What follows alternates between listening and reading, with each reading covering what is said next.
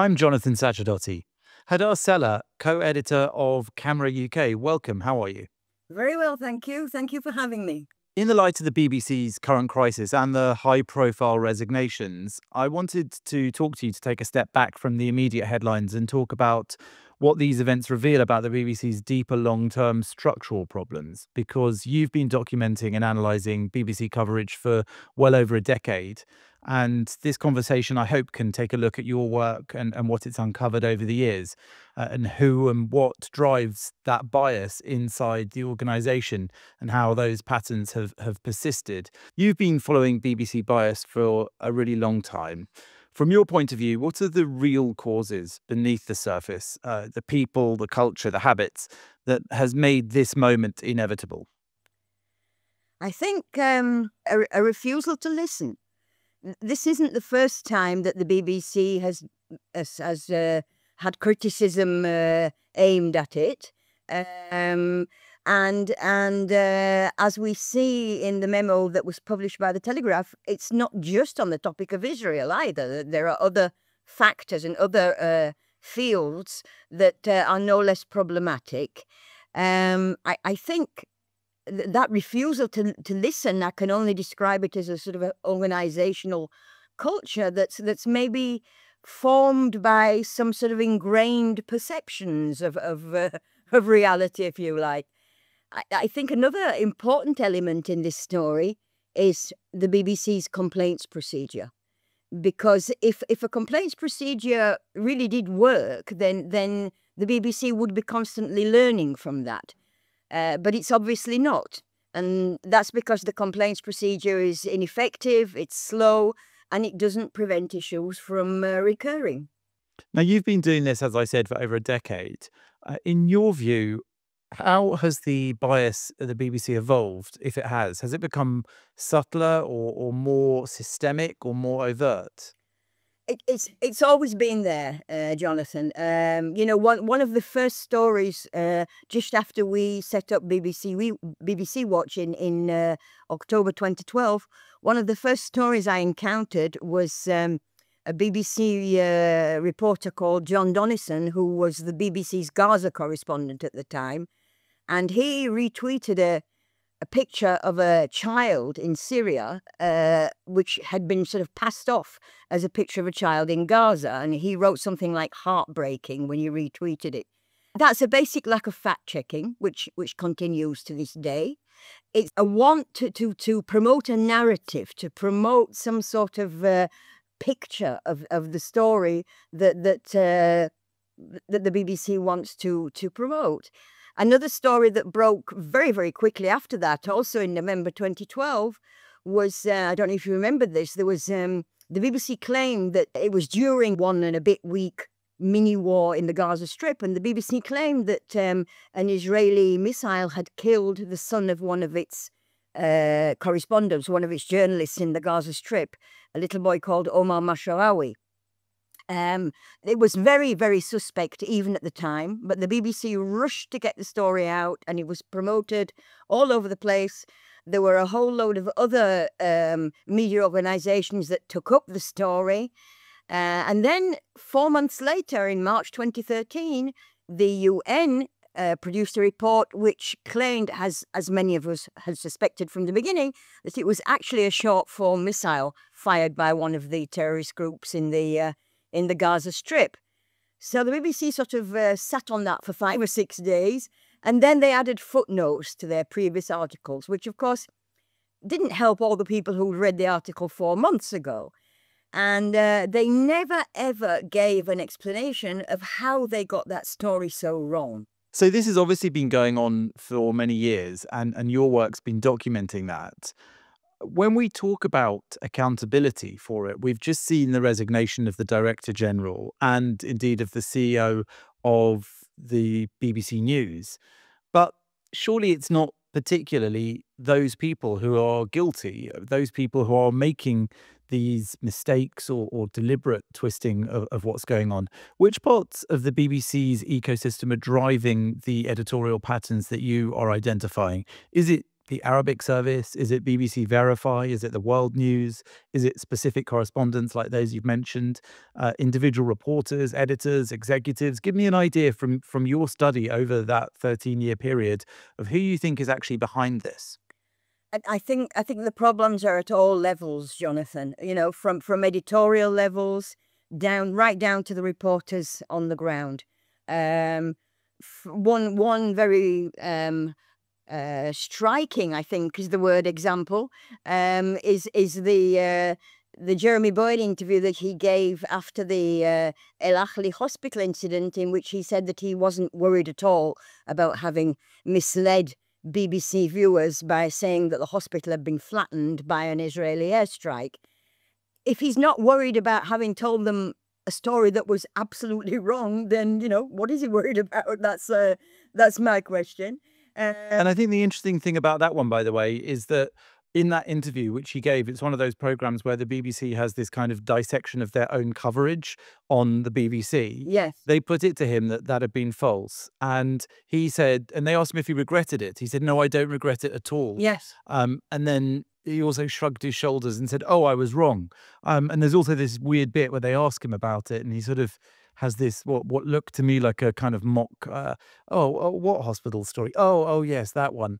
So it's this sort of nonchalance, this absolute denial, this kind of refusal to accept any kind of responsibility, even if he felt it was justified that he had made this so-called mistake. The fact that once it was pointed out and it had had real world massive knock-on effects, I think it changed Biden's plans for traveling to the region, if I remember correctly. And it did also, along with other people who then reported this incorrect version, caused actual street protests and riots around the Middle East. It did. And so to not have any regrets over something, even if we gave him the benefit of the doubt of it being an innocent mistake, seems remarkably, obstinate, wouldn't you say?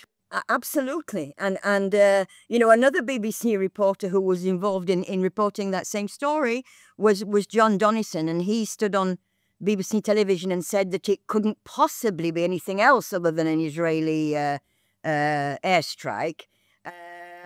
Well, obviously it could, and this is another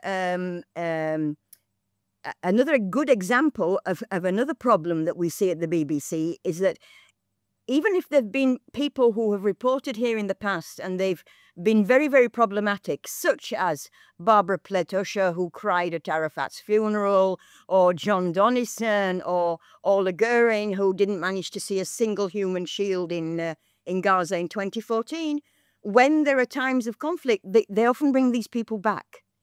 And so you get the same pattern of reporting repeating itself time after time after time. Absolutely. And I think it's also worth saying that, not to pat myself on the back or you on yours, but I think when most of us saw that footage from the breaking story of the Al Ahly hospital, we actually didn't assume it was an Israeli strike, because people who have experience of covering wars in Gaza and covering Israeli military activity know full well that if and when a hospital is struck, firstly, there's usually some justification given by the IDF, which has a legal department that will have really examined the case closely, because there would have been some high value military target in there. They would have made efforts to evacuate it, all these things which are well documented that Israel does.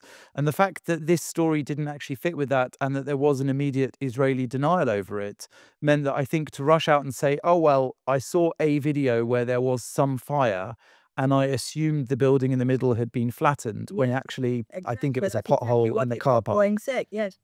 Yeah. And I mean, a pothole in the car park, I don't see what video one could have seen that made that look like the building was flattened, along with all the context I just mentioned. I think, I certainly didn't assume it was an Israeli strike. And then my instinct was justified and shown to be true. So for a veteran journalist like Bowen to have been so easily taken in, if we take him at face value, is also quite shocking. It's a massive it's a massive failing. And you've mentioned others. You mentioned John Donaldson a couple of times now. So he's obviously in your research a repeat offender, right? Oh, absolutely, absolutely. But I think you're touching as well, Jonathan, on another very relevant point, and that's this rush that there is to get out the news first, regardless of the accuracy and without fact checking. There's this sort of competition, that's the impression I get anyway, between media outlets to get it out first, to be the first to break the story. And that comes at the expense of accuracy, and it comes at the expense of impartiality. And one of the sort of new things I've been seeing is that there's been BBC reporting on stories that has been very, very quickly done after events. And then, as often happens in life, and especially in a war situation, new information comes to light. And at that point, the BBC isn't interested anymore. And I've been, some of the complaints that I've made recently, they've been answering them with, well, this is what we knew at the time, so this is how it's going to stay on the BBC News website. And one of the examples is the horrible Hezbollah rocket attack on the children on the football pitch in Masdar Shams last summer before. And the BBC at the time, they weren't exactly sure, even though all the names and ages had been given within 24 hours. But in their initial reporting, they weren't exactly sure who the victims were. So they described them as children and young adults. And then, as I say, less than 24 hours later, it became very, very clear that all the victims were between 10 and 16 years old. I asked them to remove the young adults part of the story from their website, and they refused because that was what we knew at the time, and so it was accurate at the time. And another example, another recent example is in March 2024, there was a story in Lebanon where some UNIFIL staff were wounded, and the BBC's headline described it as shelling. Now, shelling is a very specific term in military terms. And they quoted some Lebanese news outlet as saying it had been done by an Israeli drone, which wasn't true either. And in the end, it turned out it was a Hezbollah roadside bomb. But again, they've refused to, they sort of partly corrected it. They removed the word shelling from the headline and from part of the article. But the Lebanese media outlet that describes an Israeli drone that absolutely wasn't there, they've left that part in, and they're refusing to correct it because that was what we knew at the time. Now, I think this is a tremendous problem because the BBC describes its online archive as permanent public record. And so if in 3 years' time, 4 years' time, somebody is looking to find out what happened in Lebanon on that day in March 2024, they're going to get a wrong story from the BBC's archive. And do they, in that case, at least put a note at the bottom? No, this is reporting. I think, first of all, the note should be at the top, not at the bottom. But they don't. Good point. No, and that's tremendously problematic. I mean, So they can't have it both ways, because either they're leaving it there as a historical record of what happened on the day, including their misreporting or reporting of what they knew, and then they should correct it at the bottom, as you say, for sort of future historians who will be using it as an archive of what actually happened on the day. So they need to make it clear. Like sometimes when you go to the Guardian's website now, if it's an old article, this warning comes up on the top that says this article is 4 years old. There are That many phenomenon others. I where think the it's- New York Times does the same, if I'm not mistaken. And you know, or even add a link at the top of the article to a newer article that gives the proper information, you know? And why do you think they won't do it? I just think it's, I mean, I suppose they would claim they don't have the staff, but it really, you know, it really shouldn't be so difficult, Jonathan. And I personally think that there should be a corrections page on the BBC News website, because people aren't going to crawl around the website looking for an article they read months ago to see if it's been corrected or to see if a footnote's been added. And you know, I'm getting corrections now for complaints that I made 20 months ago, 14 months ago. And only now are things being corrected. So people aren't going to look and see if they were misled at the time. If the aim of corrections is to give the public the proper, accurate information, then there needs to be a special page on the front page of the BBC News website, which is corrections. That's absolutely right, because people don't read correction pages in case something they read in their busy lives that came to them with the BBC stamp at the top happened to be incorrect, false, a lie, an error, whatever it might be. And indeed, that's what I think Donald Trump is asking for now after this Panorama editing fiasco, where they appear to have deliberately edited something to be misleading from a speech of his to imply that he was calling for violence. And I think that he said, you need to correct this and apologize for it as prominently as you made the mistake. And they almost never do that. I know that from a history author There is a covering separate BBC corrections. web page on a separate website that, is for corrections and clarifications.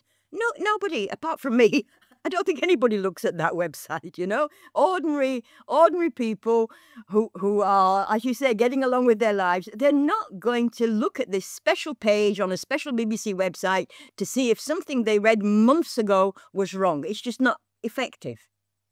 And what about BBC Verify and that movement? Because obviously the BBC started this fact-checking service that they were very proud of. Has that helped?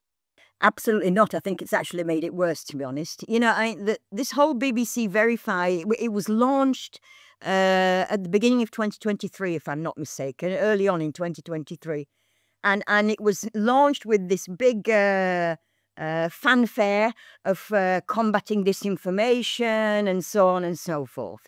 And the fact that the BBC has sort of written on its flag, we combat disinformation, we're the go-to people for combating disinformation, is a little bit ironic, I think, especially given the revelations of the past few days. And I can give you an example of the standard of fact-checking of BBC Verify. In February 2024, Israel said that it gets estimated that about 10,000 of the casualties in the Gaza Strip were actually Hamas or other terrorist group combatants. And the BBC Verify did a whole article in which they explained, at the time there were about 30,000 casualties in the Gaza Strip, and they explained that if, as the Hamas Health Ministry says, 70% of the women and of the casualties are women and children, then that means 21,000. Then the Israeli claim of 10,000 combatants can't possibly be right. So they took a claim made by a Hamas government ministry and used that to debunk, in inverted commas, a claim made by Israel. So that's the standard of fact-checking that we're seeing, I'm afraid. And to some extent, the very nature of something like BBC Verify in and of itself can be part of the problem, because what do they choose to verify? Yeah, absolutely. Absolutely. That's another. I mean, the whole issue of what the BBC chooses to report and what it doesn't choose to report speaks volumes, very often. I mean, we've seen non-stop reporting from the Gaza Strip. We've seen very, very little reporting on the Israeli soldiers killed there. Absolutely no reporting on the terrorists killed there. They will mention casualties, but they won't say this terrorist, that terrorist. We've seen very, very little reporting indeed on rockets fired from the Gaza Strip. Just last month, there were 13 rockets. I found one of them mentioned on the BBC News website. They haven't reported adequately the whole story of Hamas stealing aid. The whole story of Hamas murdering and beating up civilians, which we've seen since the ceasefire. There's been a little bit of reporting on that, but nowhere near as much as it justifies. And there was nothing about Hamas preventing people from evacuating from combat zones either. Yeah, so I know that there's still actually fighting going on in the Gaza Strip. There's still mortars and things like that, and that's not really reported on. And as you say, rockets rarely reported on. In fact, I know that another piece of work that you do regularly, which I consult, is a sort of tally of terrorist incidents in Israel. This long predates October the 7th, and how many each terrorist incident and whether or not the BBC even bothered to cover it. So tell me a bit about that as well, because I think that's a very important feature of their bias. Yeah, I mean, at the moment, I've just actually finished doing the October one, October 2025. The first 10 months of 2025, the BBC has reported 0.3% of the terror attacks against Israelis that actually took place.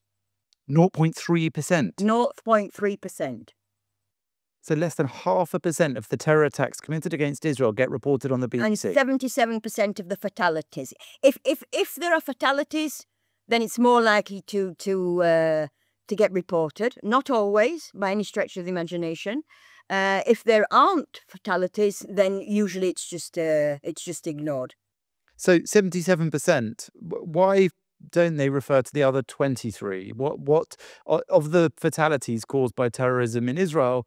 What's the pattern of the 23% they don't bother reporting? I'm not really sure there is a pattern. I think it depends how busy they are at the time, what was happening at the time. For instance, last month there was some terror attacks at the time of the Greta Thunberg flotilla, and they were very busy with the Greta Thunberg flotilla, so the terror attacks got put on one side. I'm not sure there's an absolutely there's a system or whatever. I think it's more a question of chance. But if there's something very big, like a terror attack in which 6 people are killed, then that usually will get reported. But of course, without using the word terrorism or terrorism. Well, of course, Yes. because they won't call us terrorists. Which is something that I've been banging on about for years. I'm afraid people must be so bored with me writing about that, but it's so indicative of the approach. This whole one man's terrorist is another man's freedom fighter approach, which is wrong, because we're not talking about, at the beginning of the war, there was that article that John Simpson put out saying we're not to judge who's a terrorist or not. Well, I'm not asking you to judge. I'm not asking you to make value judgments. But the very fact that you won't call people who murder women and children in their homes terrorists, in my opinion, that's a value judgment too.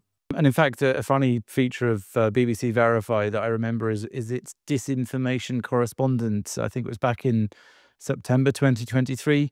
It was alleged that she had lied in her CV about her work experience, and that was then revealed because somebody actually knew one of the people she claimed to have worked with and called them up, and they said it had never happened. So that is their disinformation correspondent. I think it just shows the inherent problem at the heart of something like that they're dealing with. Yeah. Now, I mean, BBC Verify, it's based. I mean, that's relatively new, but they had this information correspondent before that, and they actually pretty much started up during the COVID time. That was when they got into this whole thing of refuting disinformation.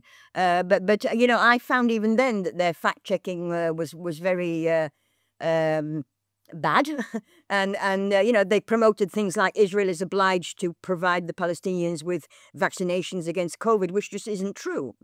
yeah, well, I actually was a victim of that exact calumny. I remember I was on a BBC program called Dateline London by Zoom because it was during COVID, and the presenter put that to me. That he said that Israel, despite doing well with its vaccination program, it's obliged under the Oslo Accords to provide vaccines for the Palestinians, which, of course, the Oslo Accords actually say the direct opposite. The Oslo Accords gave the Palestinian Authority health autonomy, and it's part of that effort that was going on at the time to try to move them towards responsible statehood, to show they were able to carry out the job of running a state. And in fact, they were forced to correct that, not on air, even though I corrected them on air. They still wouldn't accept what I said, having invited me on as an expert, but they were forced to by a viewer complaint later on. So again, you're quite right. That is one area that they fell down on. And I think it's also important because it takes me on to another thing I wanted to ask you.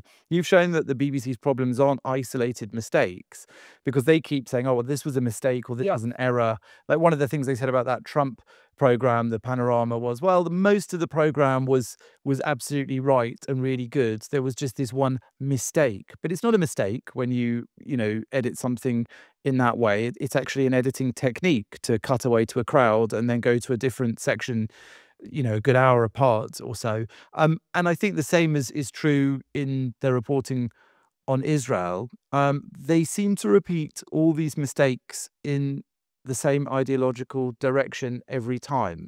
Absolutely. I mean, I think a really good example of that is the whole promotion of the claim that the International Court of Justice ruled that Israel is committing genocide. And if you remember, the ruling came out in January 2024, and then in April, the BBC interviewed Joan Donoghue, the previous head of the ICJ, and she explained very clearly and very precisely that that was not what the ICJ had ruled. I got a whole bunch of corrections after that. I mean, first of all, this was a court ruling. Now, I accept that maybe not every BBC journalist has the ability to read court rulings effectively, but you do have legal correspondents who can help. You can put out a memo and explain to your journalists what this court ruling actually means. But they obviously didn't, because I got 6 corrections that had been from content that had been published between January, when the decision came out, and April, when Joan Donoghue gave this interview to Hard Talk, it was. But the problem is, even after I got those corrections, I got 7 more. By the end of the year, they were still, even after they'd done this interview with Joan Donoghue in April, in all through the rest of the year, they were still promoting the same lie, and I got 7 more corrections on exactly the same issue. Now, again, wouldn't you think that if a correction had been made, especially if it's been made to 6 reports, then there'd be some sort of a memo go around saying, hey guys, don't say this, it's wrong, you know, or... I think that is a very important one as well, because she actually mentioned it on Hard Talk in response to bad reporting. Yes, she did. Which had claimed this phrase that lots of anti-Israel reporters have used of a plausible genocide, or that it was plausible that Israel was carrying out a genocide. And in actual fact, all that the court had done at that stage was really to rule on whether it had jurisdiction over this case. In fact, it had gone out of its way to say it wasn't making any ruling on the merits of the case at that stage. So I think that it's very charitable of you to say that maybe the journalists don't understand how to read court rulings, because that is essentially their job if they're reporting on a court ruling. And in fact, of course, the BBC has massive resources and very much could send out a memo. For example, I exposed a memo that they did send out sometime later in which the Jerusalem Bureau, I think, instructed the reporters to blame Israel for the lack of aid, even though it was well documented that much of that aid was being hijacked by Hamas. It really gave a sort of official line of the BBC saying that they mustn't give credence to certain arguments that challenge that. So they are able to put out those memos and to put out those guides. Sure they are. You know, I think that also links to something else that I've noticed. I mean, since the 7th of October 2023, first of all, the actual amount of reporting has just increased incredibly. And so, you know, there's more content, and so there are bound to be more mistakes. But one of the things I've noticed in the past 2 years is the BBC joining campaigns. And so we've had the genocide campaign, we've had the starvation famine campaign, we've had the anti-GHF, the Gaza Humanitarian Foundation campaign. They were reporting negatively about the Gaza Humanitarian Foundation even before it had started actually working. I mean, so I think that's been very interesting. That's been a fairly sort of a, I don't know if new is correct, but it's been a more identifiable trend that I've seen in the last 2 years, definitely. That GHF campaign is exactly what I was referring to, which is basically the Gaza Health Foundation that was set up by the US in order to try to alleviate any aid issues within the Gaza Strip, caused in large part by the hijacking of aid by Palestinian terrorists and the UN's kind of complicity with Hamas actors in the strip as well. There was that email that was sent out to staff, and it said that the argument over how much aid has crossed into Gaza is irrelevant, and it instructed staff to say, we should say that the current distribution system doesn't work. It explicitly favors a particular explanation of suffering in Gaza, and that was one that blamed the GHF. So absolutely, it was quite clear from that leaked email that I had access to that there was a campaign, literally, to join in with an existing narrative campaign that was being waged against Israel and against the US in this case. So I think that is. I mean, and if you think about it, Jonathan, there's something very sad about this because it shows a distinct lack of journalistic curiosity. It shows that we're not really interested in what the real story is. We're interested in promoting a narrative, in promoting a story as it fits our narrative, our agenda. And that's really sad, you know? And why do you think that is? Why do you think the BBC, this is what a lot of people who aren't, well versed on all of this ask, why would the BBC, which strives to be impartial, which is so trusted around the world, which strives to be the best in news, why on earth would it have such a built-in bias? Is it down to the individuals working in there? And if so, why? Who are they? Are you saying that they're part of some kind of Arab conspiracy, or that they are No, some? I don't think it's anything so organized. I have a rule in life which is never assign to malice what you can explain through stupidity, and I think that's very much the case. Very much applies here. I mean, first of all, I think that there is so much news. There is such a volume of things going on that I would imagine a lot of people don't have time to check things out properly. We're not in the days like we were, when I was a kid, when you got the news a day later and it had been through I don't know how many editors and been fact checked. That just doesn't happen anymore. Because of the way we live today with the internet and social media, nobody bothers to fact check anymore. But given that that's the case, then, would you say that it is the role of an organisation like the BBC to acknowledge that and to then have people in place like you, for example, and your teams? Like, why aren't there internal versions of camera who are raking through this stuff, spotting mistakes they've made, correcting them, making sure that in the future those mistakes aren't made again? There has to be, in that respect, a fundamental problem in the system there. Well, apparently there was. I was told by a former BBC employee that there used to be a fact-checking system, and the BBC decided to abolish it and make every journalist responsible for his or her own fact-checking. I would imagine, maybe it's got something to do with cost-cutting. I don't know, but I really think that needs to come back. And I think as well, another problem that we see, and it's linked, it's related, is that the BBC relies on sources that it really should be a lot more skeptical about. You've got assorted NGOs, which are very often problematic, and in our case, anti-Israel NGOs. You've got, everything the UN says is absolutely written in stone. There's no arguing about that. You've got all sorts of experts who often have an agenda. There's one expert they used to talk quite frequently about Israel who was previously employed by Qatar. So, you think the BBC would ask a few questions. There was, again, the El Achli story. They presented, it was BBC Verify again, they presented a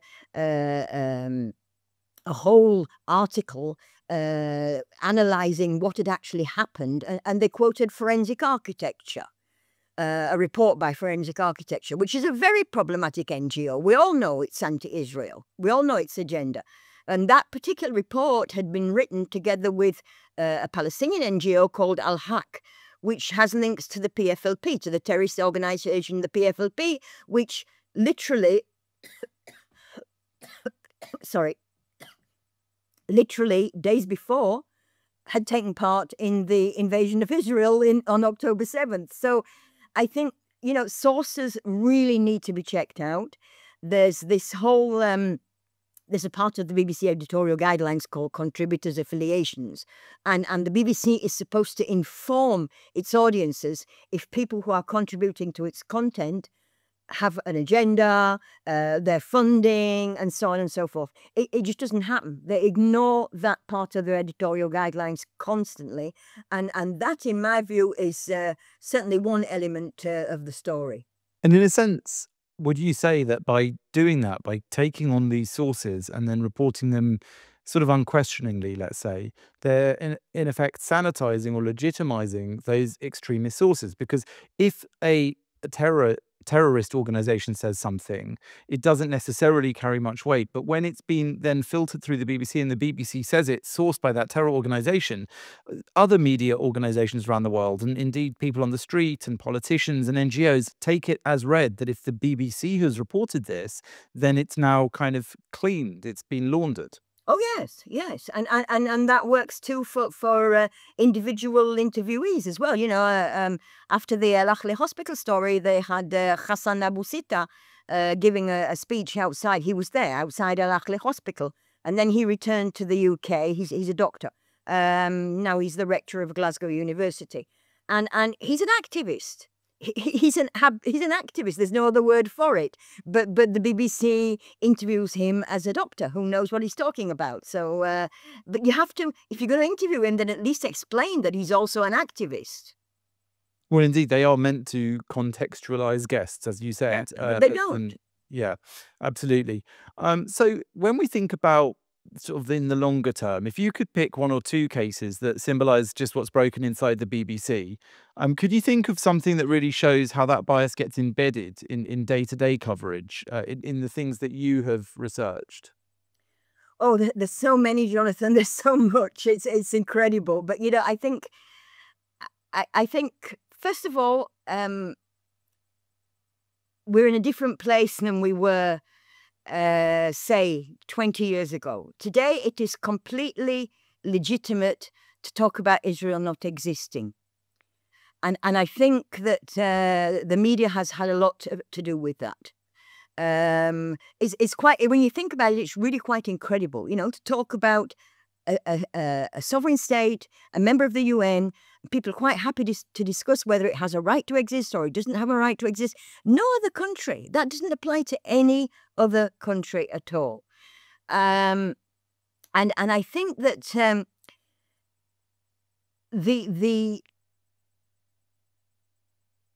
the whole conversation has changed.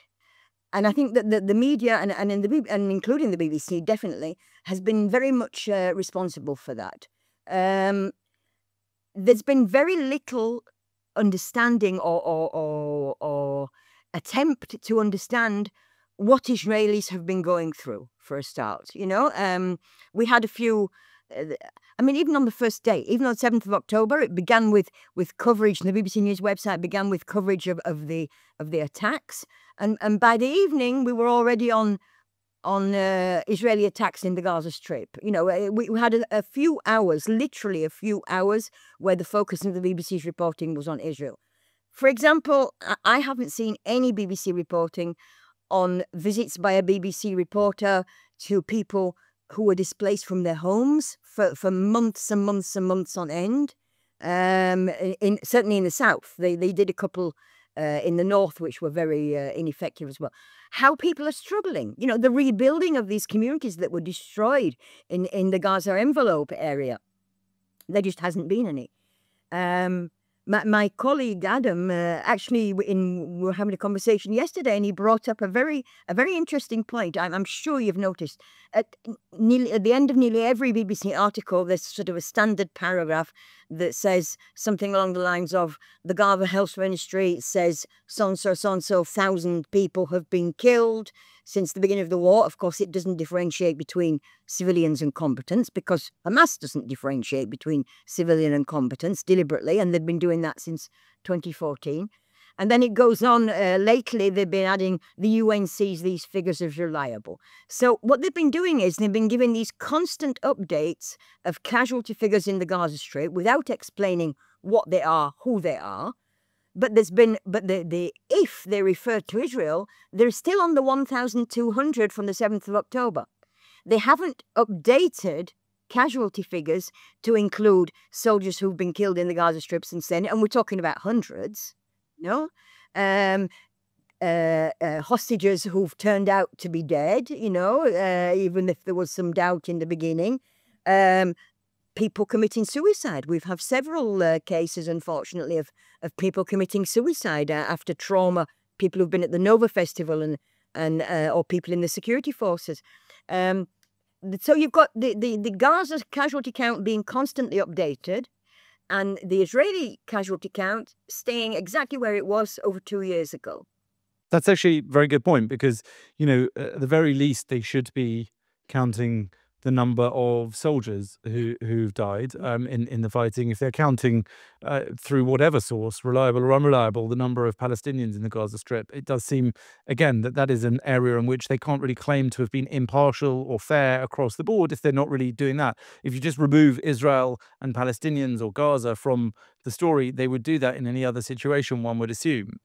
So I understand what you're saying there. That's very interesting. And also another area that I've noted in actually the last few weeks is that since the Trump ceasefire, the Trump-led ceasefire has taken hold, there's been, as one would always expect in these sorts of circumstances, the Hamas and other Palestinian Arab channels and sources have started to mourn some of those dead in the Gaza Strip. And so what's come out a lot, if you do follow it, as I do, and you probably do, but the BBC don't seem to, is a lot of the, let's say, journalists who were reported on, a lot of their militant, their terrorist affiliations have actually been proudly declared by some of those in the Gaza Strip. So often on anniversaries, for example, they will celebrate their achievements in terror organizations. And I don't see any reporting of that retrospectively. So it's one thing for them to say that's what we knew at the time.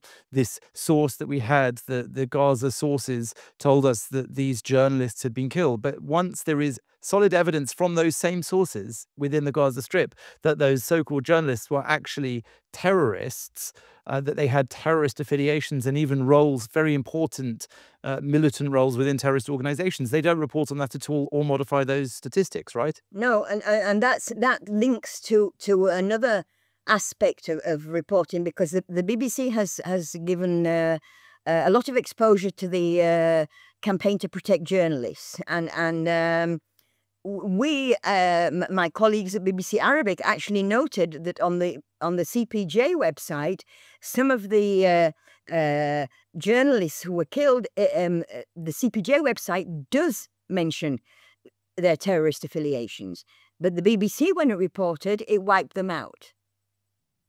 And I think it's very important as well to acknowledge or to realise that the BBC has been involved in all sorts of CPJ campaigns concerning journalists in the Gaza Strip as well. Again, I understand it's their profession, but I also understand that their profession is being abused by terrorists, and I really, really would have hoped that they would stand up against that. I always ask this of people like yourself who do the kind of work you do, and it's only slightly facetious. If the BBC came to you and said, we had this crisis now, and we really want to fix this, I'm the new Director General, I actually want to fix this. Can I hire camera? What would be your price? And can I hire you? You can name your price. They'll pay you what you need. They'll pay each of you properly. They'll fully resource the organization. Would you, as an organization, help them? Would you, or even on a consultancy basis, they came to you and said, we really want to take these complaints seriously. We've been ignoring them for too many years. We've been denying them. Please help us work on this systemic problem. Do you think that would help fix it? We try to help every day, Jonathan. We have a website, and every day there's a post there about something. All they have to do is read my blog, and free consultancy. But I think if whoever does take over from Tim Davie, if they want to be serious about this, then first of all, one of the things they need to do is do a complete overhaul of the complaints procedure, because it's just not working. I And just to think, jump in, that I would say that it's important, people who've never tried to make a BBC complaint know this, that when you make a complaint, it is almost always denied at first stage. It's oh, yeah, almost always just dismissed, right? yes, yes, yes, yes. And very often at the second stage, and then you get to the ECU, and it depends. I've had some things that were rejected at stage 1A and 1B, and then got accepted at the ECU, and then sometimes they don't. But And even that, there is no sense that when it is rejected twice, this is their process. It has to be rejected by one level, then escalated to the next level, and then escalated to this sort of yes, supposedly independent but actually yes, internal BBC body called the ECU. When the ECU finds something different from the first two stages, I've never been aware of them saying, we're now going to investigate how come this was no, dismissed. neither have I. Neither have I. And again, this takes months. That process takes months. By the time the ECU, even if they do rule in your favour, by the time they make their ruling, it's irrelevant. The whole story is long gone. And so I wonder then if you think there is actually any way to fix this, because let's say even that they put in a director general who is somehow different, that seems unlikely. I mean, these two resignations at the top, while they are important and they show, I suppose, at least, I don't know whether it's those individuals or whether it's the board, it shows some level of desire to address the problem, or at least to try and show they've suffered in some way, but now they're going to fix it. I can't see these two specific resignations helping very much, to be honest, Jonathan. I really think that some sort of external investigation is needed at this stage, because otherwise we're just going to find ourselves in the same place a few years down the line. I would say that there need to be external audits, not just when there's an emergency or a scandal, but on a regular basis. Once a year or once every 2 years, an external audit of BBC Arabic, of the BBC News website. Let's look at what they've done and see how it holds up. And another very interesting. I don't know how much experience you have with this, but if you've ever tried to submit a freedom of information request to the BBC, they almost always manage to wriggle out of them, because they have this clause that allows them not to reveal information if it's for the purposes of journalism, and they manage to get everything into that clause. So a bit more transparency would be, I think, beneficial to everybody, to the organisation itself, and also to the general public. But the approach that's being taken at the moment is this sort of defensiveness that we're seeing at the moment. It doesn't bring change, it doesn't bring improvement, and it actually stops introspection, in my opinion. And it depends. It really does boil down to, what does the BBC want? Does the BBC want to actually change? Does the BBC want to provide its funding public with what it's supposed to be, with the service it's supposed to be providing? Or does the BBC just want to damp down this particular little bushfire and carry on as usual? And it's in their hands at the moment. And I do think that you touched on something there as well, which is important. You said that they can look at, the camera website every day and see this stuff for free, like the rest of us. But they tend to take any kind of scrutiny or criticism or identifying of their mistakes or failures as something they must deny and fight off. And the fact that the BBC is trusted to administer its own complaint system and investigate its own failings, as it even did with that Gaza documentary, the one with the Hamas kid and the child of a Hamas minister, and also with non-sequential editing in it, which clearly showed, in my opinion, a faked sequence about a child paramedic. Rather than those people who are internally given the job of scrutinizing in response to complaints are actually incentivized to defend the BBC. Even the chairman is incentivized. It's his role is to defend the BBC and to try and minimize the damage done to it. When in actual fact, a healthy way to deal with a systemic bias, especially if it is actually unintentional, as many would claim, is to take scrutiny seriously and constructively. So I think the question is, from your perspective, as somebody that carries out a lot of that scrutiny, and I would say in a very responsible and reliable way, What would you suggest would be the right way for them to reform both the complaints and investigations processes within the BBC? Uh, the last time they renewed the charter in 2015, 2016, I already suggested that the complaint system should be outsourced to an independent body, that it shouldn't be the BBC dealing with its own complaints. I also suggested that that was before they brought in Ofcom. They brought in Ofcom after that charter review, but Ofcom only deals with parts of the BBC. It only deals with internal domestic content. And so there are lots of fields of the BBC that aren't actually under Ofcom's jurisdiction.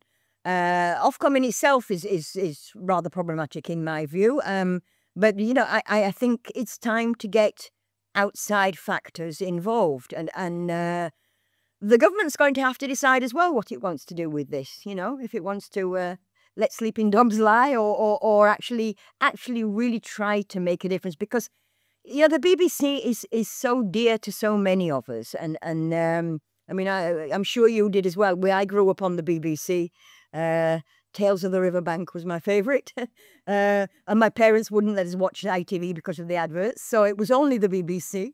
And it's such a pity to see it going downhill like that. I mean, look, I've been quite outspoken about it recently. I think it's beyond saving at this stage. And I think that its attitude towards scrutiny and identification of errors has been so reprehensible for so many years, not just on the Middle East, but on so many topics, that I don't see the point in it anymore when there are so many commercial options out there now which do the same job better, or at least are reproducing the same failings and errors. But if that's the case, we just don't need another channel or outlet, for example, that is producing Arabic language propaganda against Israel. There are so many of them. The only reason to have a British taxpayer and license fee payer sponsored one is to counter that. If it's not going to do that, there's literally no point in it being like a sort of carbon copy of Al Jazeera or something similar. So I personally, I would get rid of it. I would sort of do so by making it subscriber only. If people want to pay for that, they can. And I would, you know, I would strip it away. But I think it's one of those holy cows here in the UK that people just have such a romantic notion over what it was and is meant to be. Like, And those who yes. Right, exactly. But I mean, but the difference is that the NHS, you know, you can't just shut down the NHS and start again. That's a massive undertaking to redesign how we look after people's health. But the BBC, it doesn't really matter. I mean, literally, nobody's going to live or die off the back of whether or not the BBC is pumping out this news or even Strictly Come Dancing. They're just going to switch channel, as they already do, to somebody else doing it as badly, the same, or better. And I think that just means it should be a really easy one to reform. And that threat alone should give them the opportunity to actually rectify the problems and prove that there is a place for a public service broadcaster that could actually do a good job, that could actually, you know, tackle the news in a way that commercial outlets maybe can't do. But they just aren't doing that, I think. I mean, I wonder if you feel there is anyone in there that you've come across who has a desire to do that, to actually uncover the difficult, less fashionable parts of the story in the part of the world that you deal with, and whether or not that could actually be done with this unique funding method. I imagine there are, you know, I mean, I can't give you names, but I imagine there are. I imagine there are people who would be who are more committed to their profession. But the question, I think, one of the questions that's arisen, particularly in the whole gender side of this story, is how much people can talk and how much they can't. You know, we're seeing in the last few days a whole load of ex-BBC journalists writing articles or blog posts about why they left the BBC and what they experienced there. That's a sort of a culture that really needs to be to have, you know, have a good look at it and see what on earth is going on. If people feel that they can't speak up, and I'm sure there are journalists. I mean, last year, do you remember there was I think it was last year, a petition from 200 Jewish BBC journalists who asked for an investigation into anti-Semitism within the BBC, and they were refused. Why?